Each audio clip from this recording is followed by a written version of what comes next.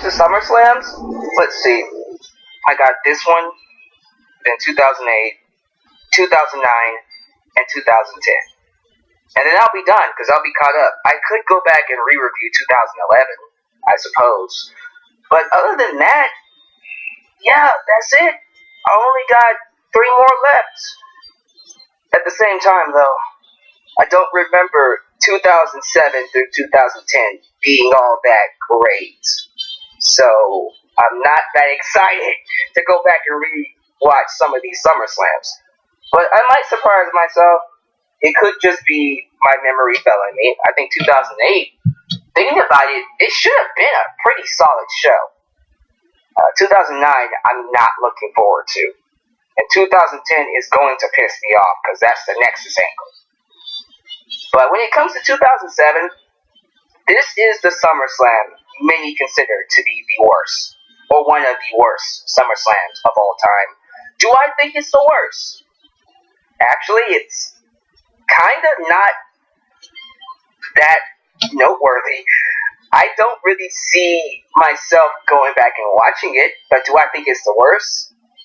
I think 1995 was a lot worse, and maybe a couple of the early SummerSlams I would put below this. Don't get me wrong, I would definitely put this in the bottom half of the list. This is not a show I recommend you go and watch.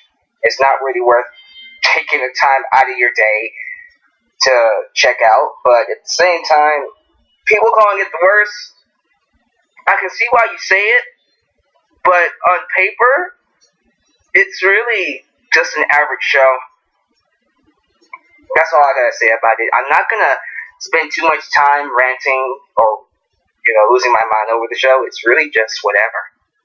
The show was hyped off of 2 returns, Rey Mysterio and Triple H. So Triple H suffered his second quad injury. I think it's the same leg, or was it a different leg? Regardless, it's the same injury, and he's been out for a good portion of the year. He came back to take on King Booker, who made his final SummerSlam appearance for the time being. I think he does come back.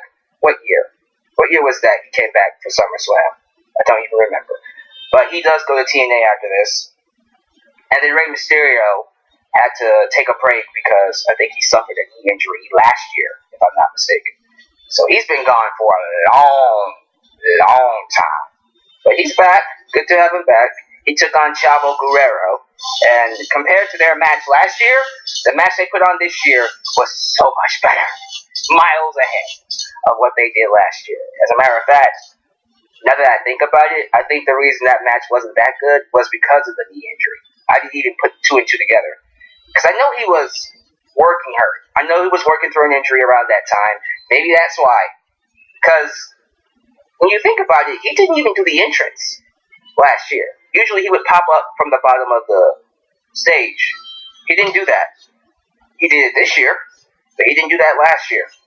So maybe that knee injury had something to do with the quality of that match, because they've had better matches. Now, with that said, the match they put on tonight still wasn't as good as the 2004 matches, or WCW matches. But overall, I thought Rey and Chavo had matches tonight, compared to the rest of the card. I will happily explain why as I get into the show, but a couple of details, as you guys know. The runtime was 2 hours and 50 minutes. It was 2007, as I said, August 26th. The arena was the Continental Airlines Arena in East Rutherford, New Jersey. The attendance was 17,441. We had 3 shows, ECW, Raw, and SmackDown, that included commentary, Jim Ross and Jerry, the King Lawler from Raw, JBL and Michael Cole from SmackDown, Joey Styles and Taz from ECW. Ring announcers were Justin Roberts, Lillian Garcia, and Tony Chimmel. No Howard. I think this might be the last... Well, no, because I remember seeing Howard on the future SummerSlams. I don't know where he was tonight, but whatever. He wasn't on this show. I was hoping to hear his voice, but whatever. So let's get to it. We open things up with Kane and Finlay. Kane was the babyface in this match, and Finlay was the heel. This is the first time we'll see Hornswoggle. He does make an appearance in this match, and This version of Hornswoggle did not piss me off. I liked when he was the creepy bastard, the little bastard, the leprechaun hiding under the ring. But he was also Cruiserweight Champion, if I'm not mistaken. Was this the year he became Cruiserweight Champion? No. If it was, no wonder I hated 2007. God damn it! What the hell? And who was Cruiserweight Champion before him? Was that the Hurricane? Gregory Helms? I don't even remember who was Cruiserweight Champion before him, but yeah. Kane versus Finley, decent match. I felt like, for the most part, it was alright. The crowd was into it, and yeah, I wasn't offended by it. They had a match. There you go. Kane wins. Oh boy. So, throughout the segment, we did these office get-togethers with the GMs. Raw GM was Jonathan Coachman. SmackDown was still Teddy Long. Holla, holla, holla. William Regal and Vince McMahon. Wait. Okay. Was it Jonathan Coachman, or was it, I just pulled a Jack Swagger, or was it William Regal? Because I know both of them eventually became GM. I wasn't too sure which one it was. I'm assuming it was Jonathan Coachman, because I know he is GM in 2007. But the foursome had appearances from people like Santino Marella, who made an appearance at SummerSlam. MVP making his first appearance at SummerSlam. Crime Time, Mae Young and Fabulous Moolah, those kind of segments. And I'll be real with you, the best part of this slew of segments was the stuff they did with Crime Time. When they had that dance-off with the GMs in Crime Time, and then William Regal doing his strut, bro. I love that. And then you had Ron Simmons coming after that. Turtle! That was awesome. That was some really good stuff. Everything else I can do without. It was just kind of, I don't know, it was just kind of there. Nothing really much to talk about. Now, this was around the time they were doing that illegitimate son angle, which, it makes me angry what that turned out to be. We all know, if you know your history, that Hornswoggle became the illegitimate son of Vince McMahon, which they retconned in 2008. So bad. But it pisses me off not because of how bad it turned out to be. If you know the backstory of what it was supposed to be, you would hate it too. So, let's just talk about it. I don't think I ever done a video on the son angle, the illegitimate son angle. But let's talk about it. So during this time, we were trying to figure out who Vince McMahon's son was. And he was going through the roster of, are you my son, are you my son, are you my son? And the guy who was supposed to be his illegitimate son was Mr. Kennedy, which, by the way, makes more sense, because Mr. McMahon's middle name is Kennedy. Vincent Kennedy McMahon? Ken Kennedy? Okay, I can buy that. Makes a lot of sense too. But here's what it was going to be. Let me explain to you the full story of what this thing was supposed to be in 2007. So around this time as well, Vince McMahon had an accident. There was a plot where his limousine blew up. His whole limousine caught on fire, and I'm not making this up. The plan was to reveal that Linda McMahon, the COO, committed the incident. She murdered her husband, and WWE was going to use that to send her to jail, make her a felon, really go as far as to, claim her as a murderer. She murdered her husband. And during that time, it would be revealed that Mr. Kennedy, Ken Kennedy, was the, rightful owner of the company because he was his son, and they were going to do an angle where Mr. Kennedy became the new owner of WWE. Yo. And then Mr. Kennedy would be the one to beat John Cena because he would just give himself opportunities after opportunity because he's the owner of the company. Eventually, he would get the championships. He would be the top heel in the company until Triple H and Stephanie McMahon stepped in, because Stephanie was the daughter of Vince, so she would come in, and since she's married to Triple H, he would rightfully get ownership or buy for ownership of the company. The game would then escalate the feud all the way to WrestleMania, where he would beat Kennedy and get ownership of the company. And that is when Vince McMahon would return, reveal that he faked his death so he could put his wife in jail, and then claim Kennedy as his true son. And that would basically be the feud. Yo, like, if they actually had done that, like, for real, I'm not kidding you.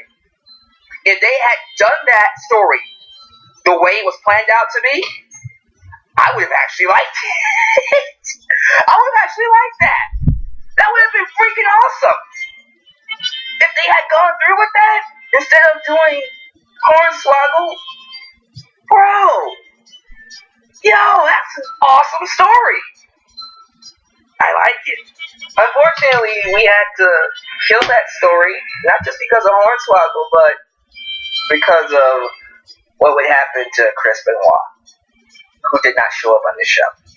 Benoit, as you guys know, committed his double suicide this year, and it shook the core of the entire business. Everybody had a side. You hated Chris Benoit for how he ended his life. It just completely killed his career. It killed his name. Or you respected him as a wrestler. You couldn't get past the fact that he was one of the best technical wrestlers in the world, and you refused to look at him as a murderer. So everybody had a side.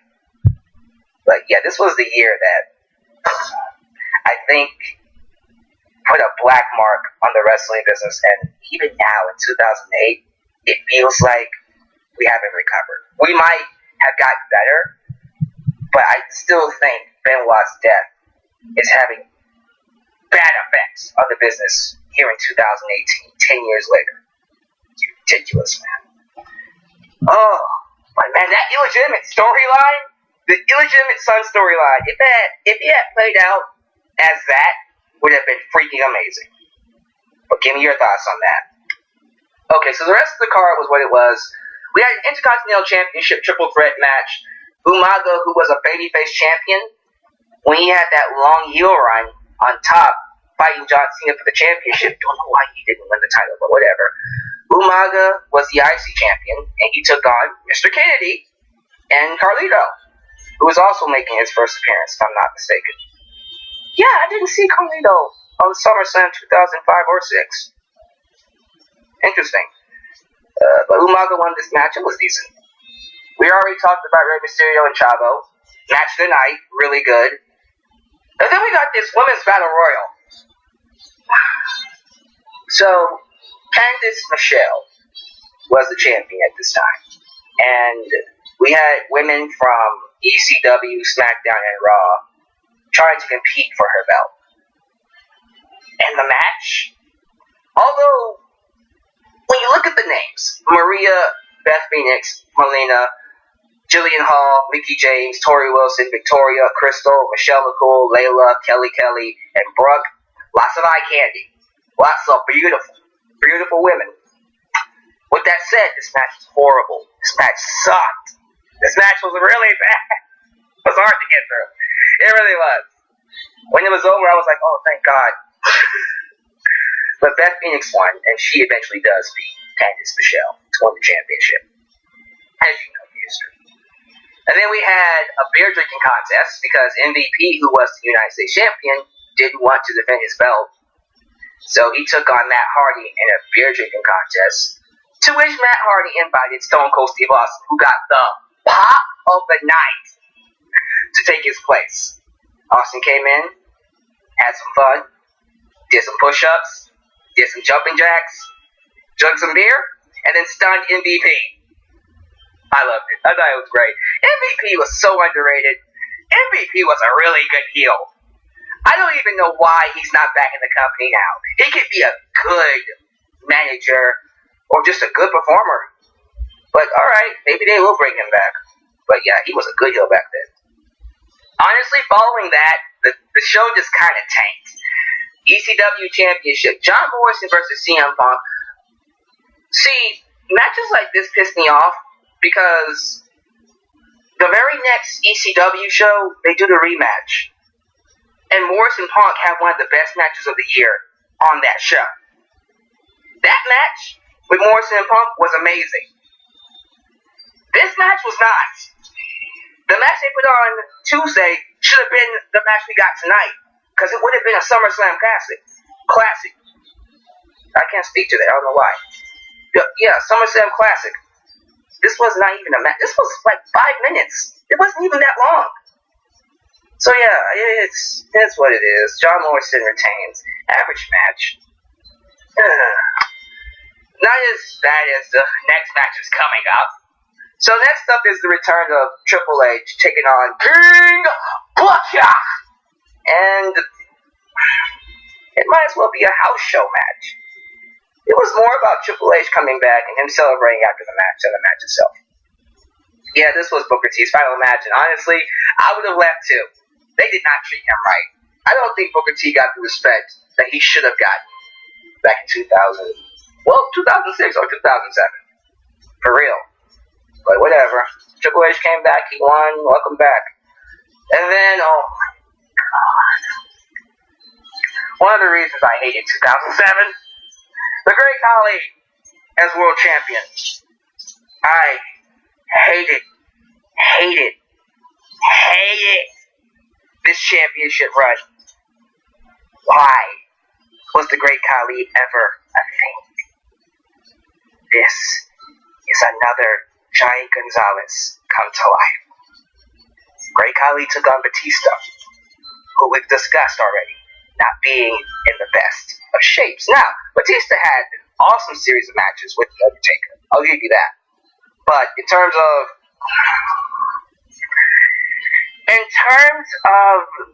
his other matches, and then we get to the Great Khali, which, oh my goodness, this was torture. I feel like I was walking through hell. This match felt long, although it was like, 7-8 minutes?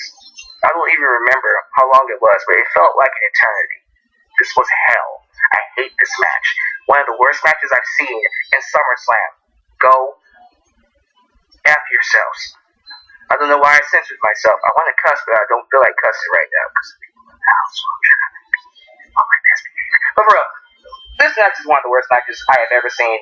And then to make matters worse, you give us a long, torturous slug of a match. Then you end it in DQ. Because that's exactly what we wanted to see. Good God, I hated this run. I hate Great Khali. And I hate his championship run.